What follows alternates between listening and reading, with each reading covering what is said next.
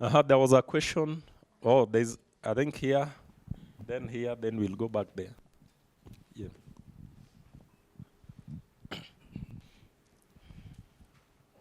Okay, yes, you have talked about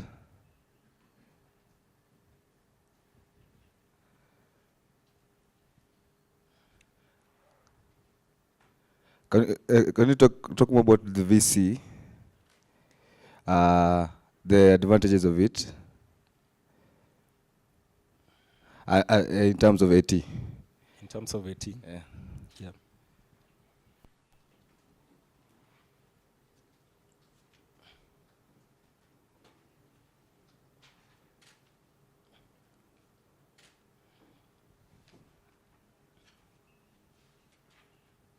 Or are VC good for AT?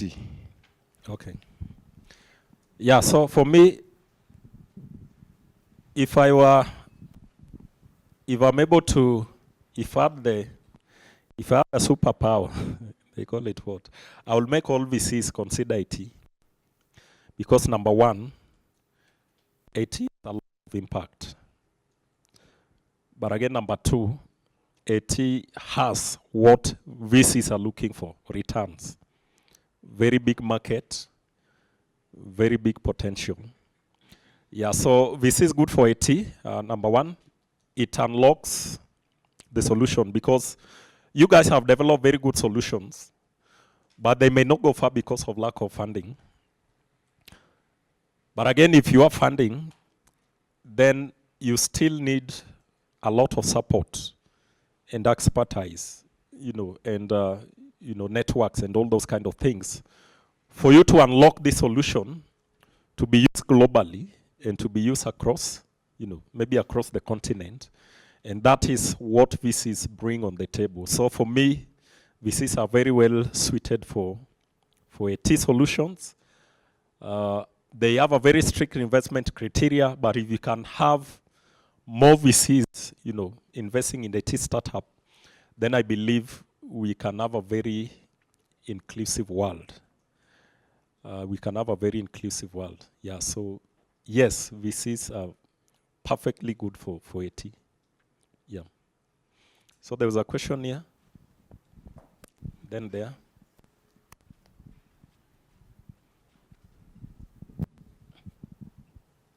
Hi, everyone.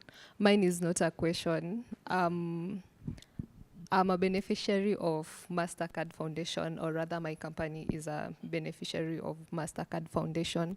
And what I can say is about the equity free or the grants, whatever you have presented is basically the same process for acquiring any grant at any particular time. So you can have all the Go strategy, strategies, and all the businesses plan. You will be asked such questions when you are applying for these grants. Most of the time, the grants will give you questions. Then from the questions, you should be able to know what exactly they are funding, just the same process as he has explained. So you should know the key things that the funder is looking towards. Then you should lean on that depending on whatever you want to acquire. So they will give you the guidelines, they'll give you the questions, then you will be able to answer them. So that one is just for any other company. So any other, like all of you or anyone is viable to apply. Yeah, so thank you for that. So same process, all of us can be lucky to get those equity-free financing. They are not so much in the market, so yeah, thank you. Yes, thank you very much, Big Bro, for that wonderful work you're doing. My first question is, what's the best time for registering a company? Because as with the product designers, you have a challenge. You have a product, it's still an MVP, but someone wants to first register it. You don't know even whether the product, the traction will be good in market, but once you first make documents of the product, and once you make the documents of the product, then you become a target to the government. The government wants success in your company, and you're not making profits. So really, what's the best time of registering such a company if you're in my position? Thank you. That's a very difficult question. Yeah, so for me, it's all about the product you're offering, the solution, not even the time for registration. I think what investors look for is how long have you been in operation? Being in operation and registration are two different things. So maybe I registered 5 years ago, but I've only operated 1 year. So they'll be looking at the year I've been in operation against the traction I've achieved within that particular time. Yeah, the issues of tax and government. In Kenya, I think we only tax profitable companies. Are there lawyers in the room? Sylvia, are you a lawyer? That's true. Yeah, we. Uh-huh. You know, the government has so much bureaucracy. When you open a company, I have my friend open the company, an ICT company. The guy was filing 0 taxes. The guy told them, you must give us some money. Reality. They told them, they told him, you must give us 2 million Uganda shillings. Just. We don't want to know we're not making profits or you're making profits. As long as you register a company, the government, these guys, I call them surgeons who are cannibals. To me, that's my say to them. Because it's like they don't want you to grow. When you just a company, you find they start tracing you. Where is this company found? So that really, it's hard. I think, yeah. So is it within the government? Is it the tax laws that anybody who registers must pay tax and all that? So I think it depends with the country. For example, in Kenya, we pay VAT. So if I'm not in business, then I can file any returns. We also pay income tax, based on on profit and all that. So in Kenya, I think that is taken care of. I agree there are a lot of taxes and all those kind of things, but now that we really depend on, that will really depend on the government, the different markets. Yeah, for me, I think if I already have a solution that I want to offer, then I'll go straight ahead to register because you want to start selling the brand. One of the things is one of the risks when you're talking about IPs, you're offering a very good solution and it doesn't belong to any company. So what happens if somebody picks it up or if I go and trademark that name? So you'll be forced to change the name and all those kind of things. So I think you may want to get expert advice, somebody who understands your country well, a lawyer who is very conversant with issues of tax. Then they are able to advise you on how to go about it. Or do somebody has some advice on that? How do you address that? I know there's the issue of tax. There's tax evasion and tax avoidance. Which one is allowed? Which one is not allowed? Evasion is not allowed. You are allowed to avoid, but not to evade. Yeah, so I think you may want to do more research on such areas, so that you see how to go about that. Yeah. Thank you. I know that is not a very detailed response, but issues of tax and government, I don't want to be called to DCI. Then what did you tell those young guys, the innovators? You're encouraging the innovators to. Okay. First of all, I wanted to say that the problem he's talking about applies to so many people. Even in Tanzania, we have such an issue. There are issues of corruption, or there are taxation. Those taxation. Yeah, when to register, when Punitive is it tax, the right whatever, time to? Yeah. to make it known that you have an invention. Now, my second question was on, you talked about the team. Yeah. So, what's the lowest number the team can have? That is one. And second, how do you pick a team? Because sometimes it's difficult. You have an idea, but you don't know how to compose a team. How some people approach you, and you realize the team is not what you want to be a part of. Yeah. So can you go alone? So those are my questions. Thank you. Thank you. Very, very, very key questions. So number one, the minimum you can have, I'll talk on the minimum and the maximum.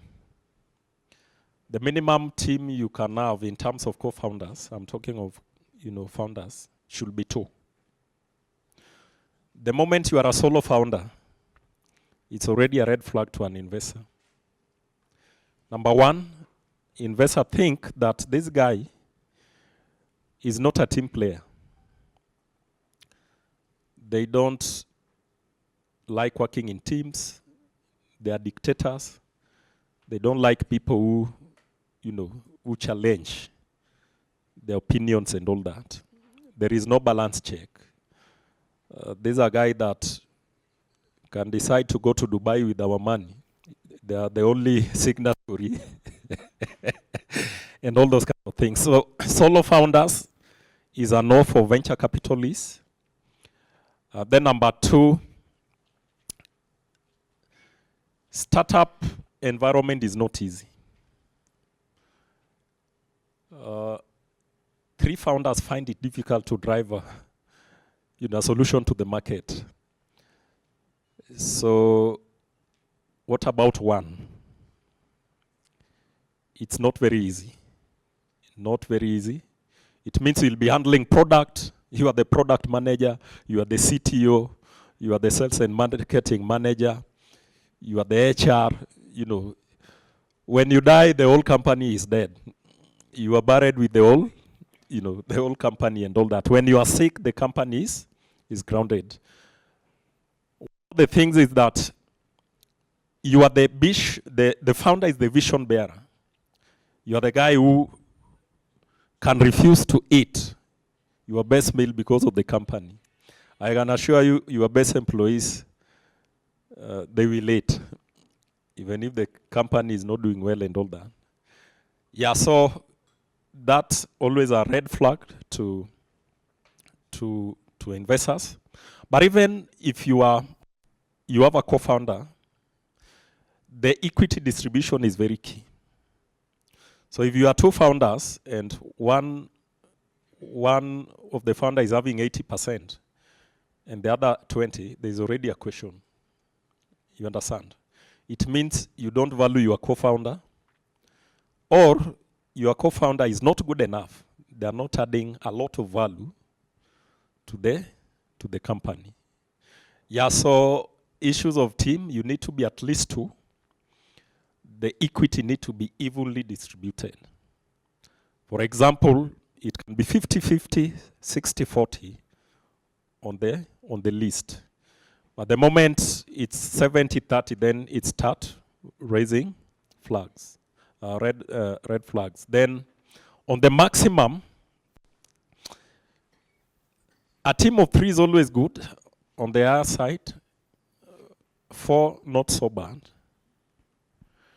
But the moment you start hitting 5, actually from 4, they want to, they want to take more time to understand why you are 4, and the different unique strength and experience and skills that each person is bringing that could not be found within a team of 3.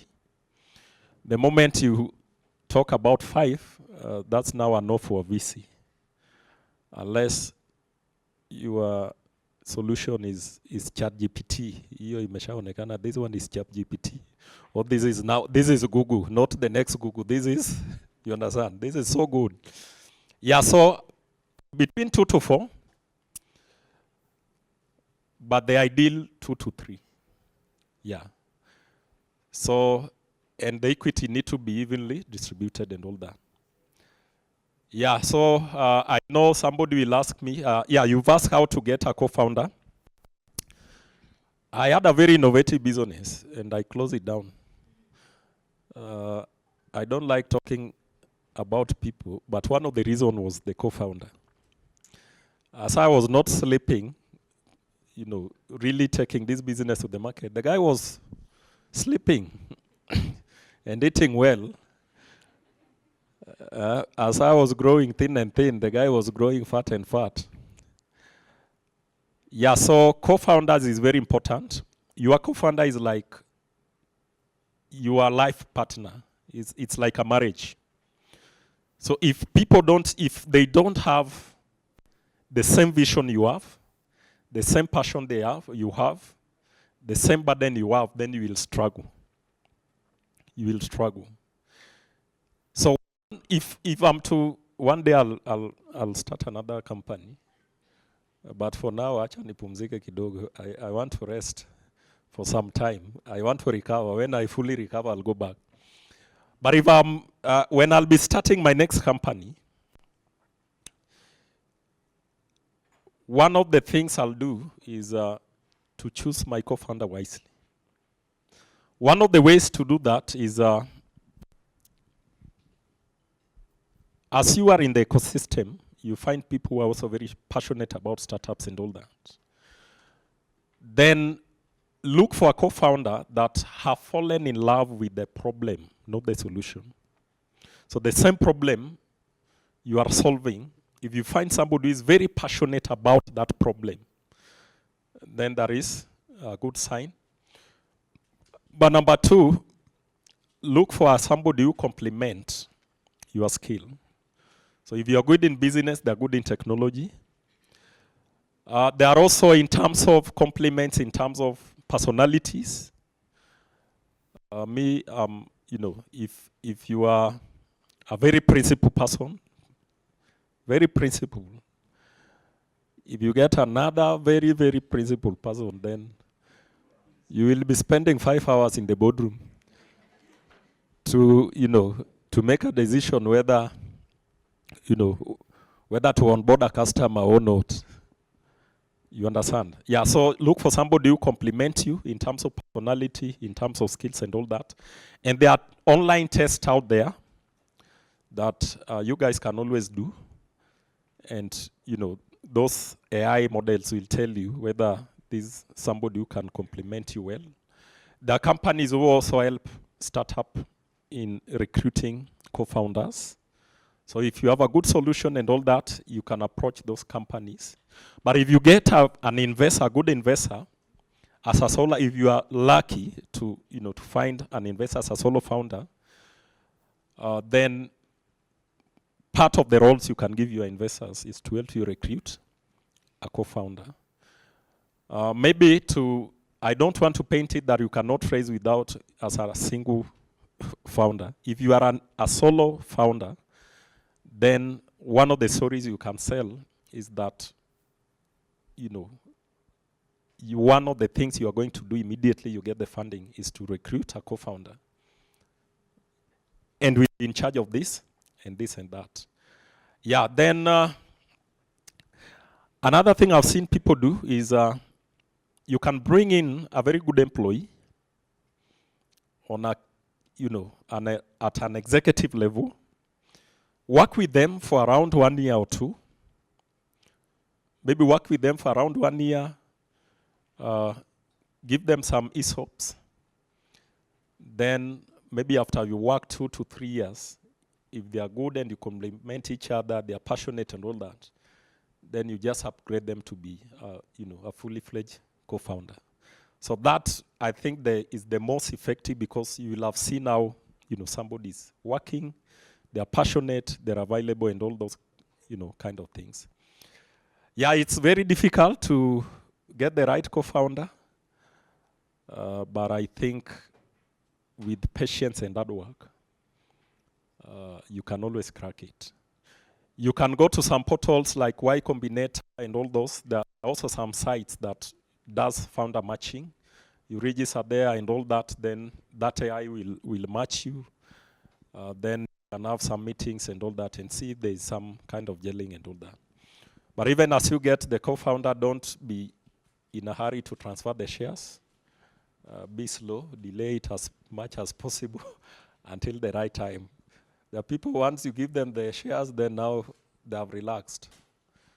Because for them to transfer the shares, then now it takes the hand of the registrar of companies to reclaim back your shares. Yeah, so I believe those are some few guidelines that you can use, and you're able to crack it. If there's somebody who have recruited a co-founder here, you can share your experience, any? Mm-hmm. My co-founder is an Indian by the name Nidhi Soni Naresh, and both of us are artificial intelligence engineers. Now, one of the times when I was presenting the iBioRate product, she happened to be the one that had the most criticism. So from there, I followed her up and listened to her ideas, and I was like, okay, you think we can, I think from your point of view, we can see how we make it better. So slowly as we started working on the thing together, I said, okay, we're good together. You, me, we're the founders. And now we're such an amazing team right now. So look for people to criticize your solution, then recruit them as co-founders to implement their recommendations. Yeah, so some of the last questions, I think our time is almost. Is there anybody who has not asked a question before these guys go for second round? Let's give him an opportunity first. Oh, we are past time anyway. Linda, we are still good to continue? We can take a few more. Okay, okay. Okay.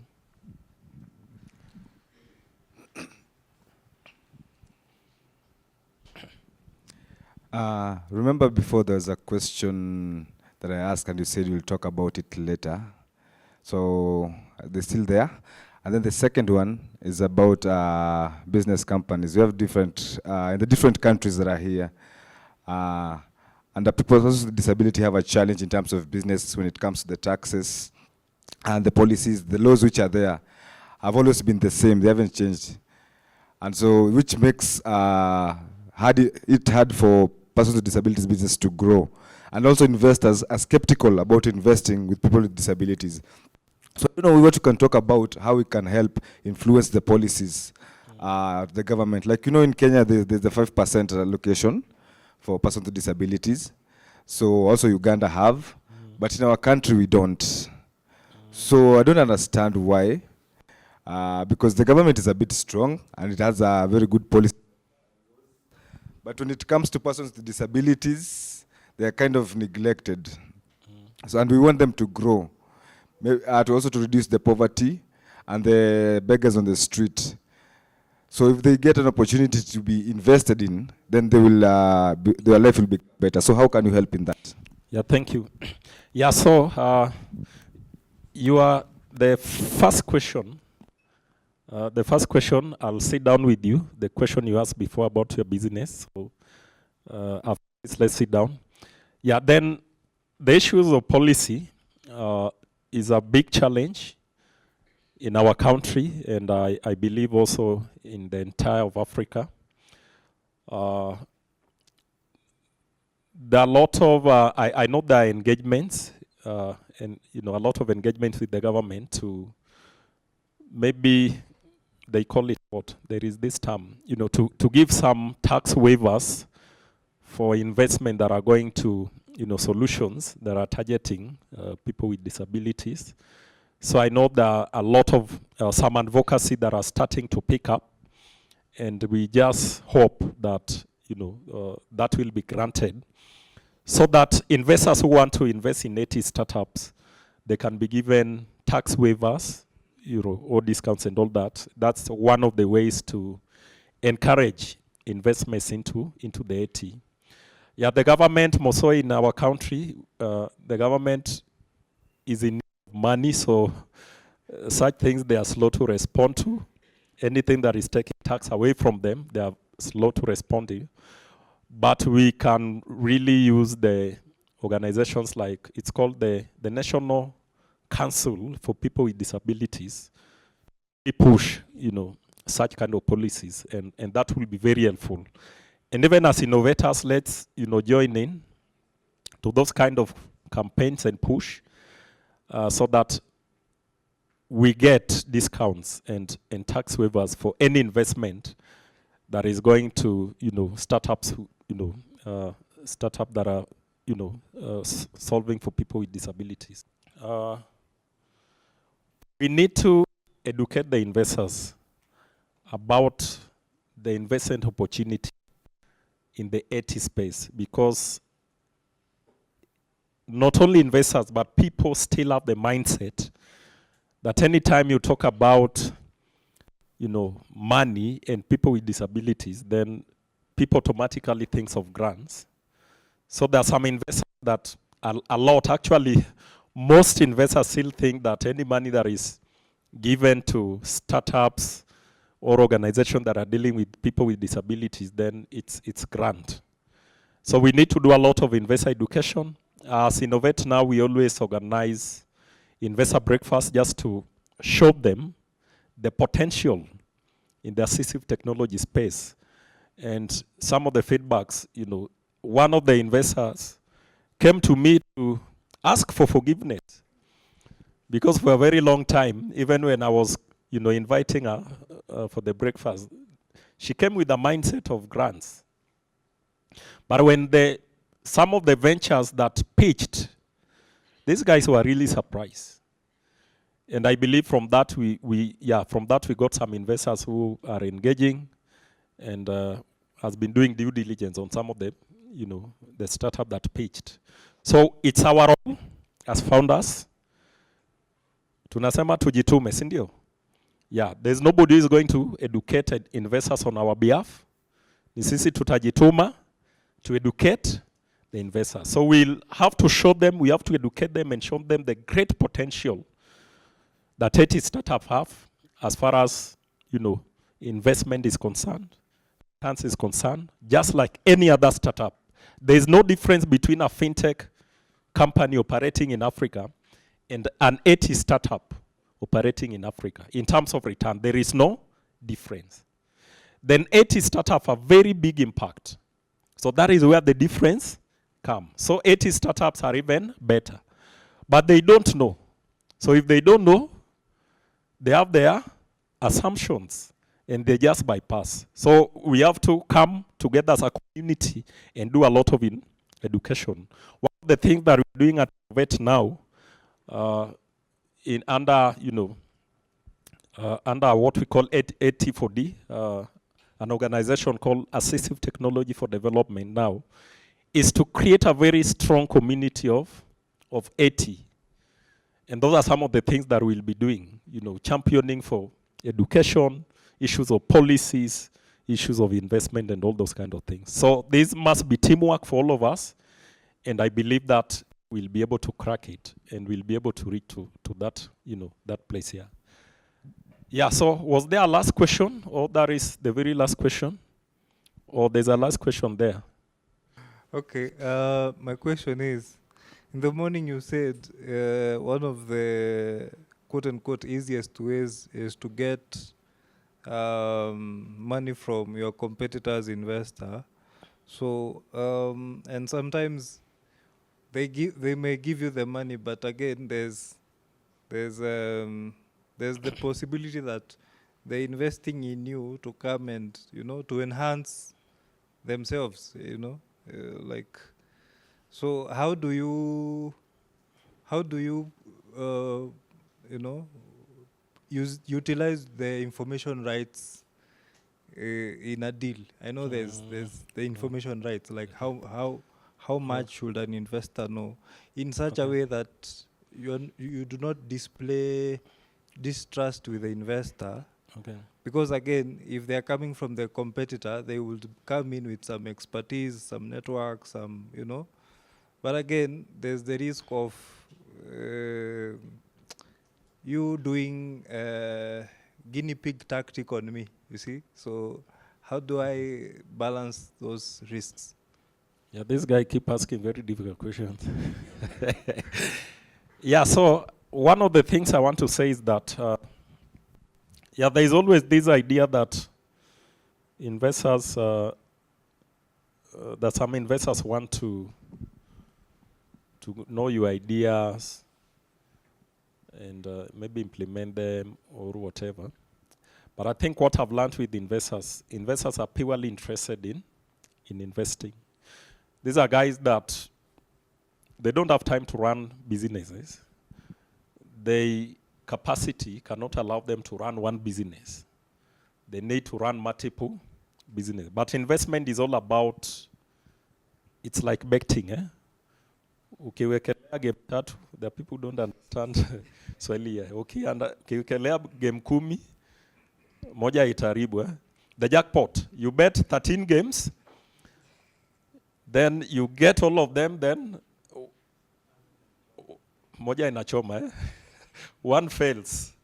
So investment is like that. You invest in 10 startups, 9 of them fails, then one become the Google. So the returns of the one will recover the other losses. And you have your good whatever. So investors really, most of the time, actually all of the time, they are asking for information to understand your business, to make informed decision. Rarely do they rarely are they interested to, to understand your strategy and all that so that they can, implement it or tell their whatever and all those kind of things.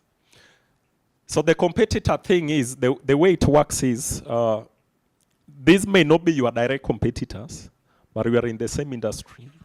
They may be your indirect competitors, or they may be your competitors, but they are seeing some kind of complements. You understand? They are seeing how you are going to complement each other. Or in the future, in the next 5 years, they are seeing a very good merger and acquisition. You understand? Yeah, so they have a portfolio company that is operating in the South Africa. And they are seeing another good company. Yeah, let's say you have a portfolio company operating in all of Africa. They are seeing another good company operating in Africa again. The first portfolio company, they have a very strong presence in the South African market. This other portfolio company, the new company that is seeking for investment, have a very strong presence in the East Africa. So an investor will be interested. In their mind, they have seen a merger. In your mind, you have not seen a merger. So the math is, if we invest in this company, we can initiate the conversations so that these companies come together, they merge, and they capture the two markets and all those kind of things.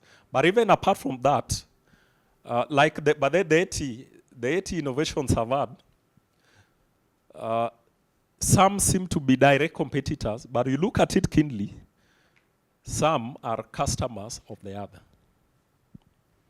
But the 80 innovations, if you are to sit down, if you are to be locked in one room, in boardroom, and we say we live here with no two companies doing exactly the same thing, if you give me 10 startups, most likely at the end of the day, only 3 startups will leave that room. Most will have merged. Because I realized that this, complementing each other and all that. So that's how the competitor thing works. So when you approach competitor investors, it's either they'll see future collaboration, current collaboration, and all those kind of things, and they invest. Yeah, the other question was, it's that one. Yeah, but don't fear, please. Investors will never copy your business. Investors will never share your information with competitors. But when you are getting to the due diligence, then you have to sign NDAs and all those kind of things. Yeah. So, Danny, the last question. Yes, thank you very much for such an educative session. So you've talked a lot about investments and what the what the investor then wants. But this is just like a discussion that then the room can have. Coming in, in the space of AT and assistive technology, where NGOs had taken place, and which is ideally their market, and where then they give a lot of things for free. How then do we reach out to consumers and make them understand that actually our services are paid for and they need to actually pay for it? Because the biggest question, when approaching an investor is like, no, persons with disabilities are unable to pay for your service. So then how do we then approach the user to pay for it, so that then we can use that to prove that actually that our solutions are sustainable? Yeah, true. Yeah, it's a very difficult thing. Because NGOs have been, look at wheelchairs. It's very difficult to, NGOs have been giving wheelchairs and all those kind of things. So coming that you are an AT startup and you want to sell wheelchair 50,000 or 80,000, people just look at you and feel like you are not serious and all that kind of things. But one of the things that I'm happy about is, if you are solving a painful problem, then now people see the need.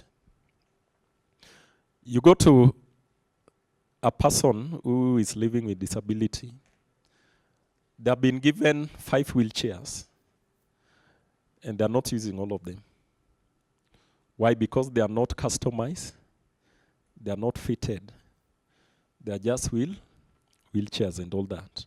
So if your solution is providing that, particular solution that is solving that pain point that the wheelchair that are just given as donation cannot solve, then somebody will be willing to pay for it. But again, we still need to do a lot of education. We have to, let me tell you, it's a lot of work. You educate the user, you educate the government. Some people feel you want to drive them out of business because they are NGOs, they are getting funding to provide all those. So you need to educate the user, you need to educate, the government, you need to educate the partners, you need to educate the investors. So we need to do a lot of education and awareness just across the AT ecosystem, so that we are speaking the same language and we are not driving somebody out of operations, but we are complementing each other. For example, NGOs who are providing grants and all those kind of things, we still need them to provide grants. Instead of providing grants, to provide grants to early stage startup, to develop MVP, to prove their concept. Then we make them to be ready for VC, and they are now qualified for venture capital funding. So we need to find a way, create an ecosystem that every player in the market we can work together to educate, to inform, and also to complement each other. Yeah, allow me to stop there. Thank you so much, Linda. Thank you for being patient with me. Taking longer than I was assigned. But I believe we've learned one or two, and I believe you are going to put our hands to work. Please, if let's come together as innovators. Let's build the ecosystem. Once we have a strong ecosystem, then some of the issues that we are dealing with, they will be easier to navigate. Okay? Thank you so much.